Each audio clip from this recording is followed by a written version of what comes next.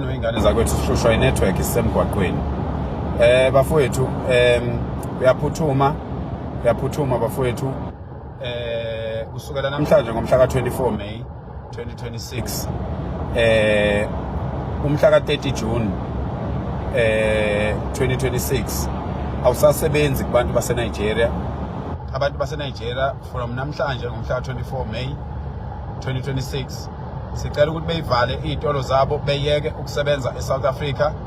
Silinde size sibonane nenxusa labo ukuze kulunge lento eyenzeke eNigeria yokuthi kubulawe izitolo ema-investments awangabantu bala eSouth Africa. Asinankinga ke nalokho, asinandaba. uShoprite awuthuthe. Province shosho futhi unosesikurene eshaza ngathi uphakela umthakathi usethe ayi umhla ka-30 June ukude kakhulu for abantu base Nigeria. Lo ulandele ukuba abantu base Nigeria bebonakalile lapha beshisa amathayi destroyer izitolo zaka Shoprite cause izitolo ezibelonga eSouth Africa by the way. And kubonakala lapha ukuthi eLagos khona lapha eNigeria abantu base Nigeria ba-attack imoto nomuntu okholakala ukuthi wala eSouth Africa because they say they are retaliating into eyenziwa ama-South Africans kwabantu baseNigeria. It is so sad izinganza wethu because ziyazi ezinye izinto ziyaye zispread. But correct me if I'm wrong, but to be honest nganza wethu amamasha amaningi bade peacefully.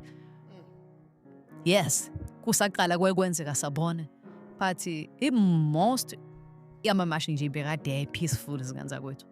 But ke i-narrative nazo ukuthi ke iyona evesana spread and yokuthi okay kuhlunyezwa abantu, ushaya abantu abathize, bayabulawa.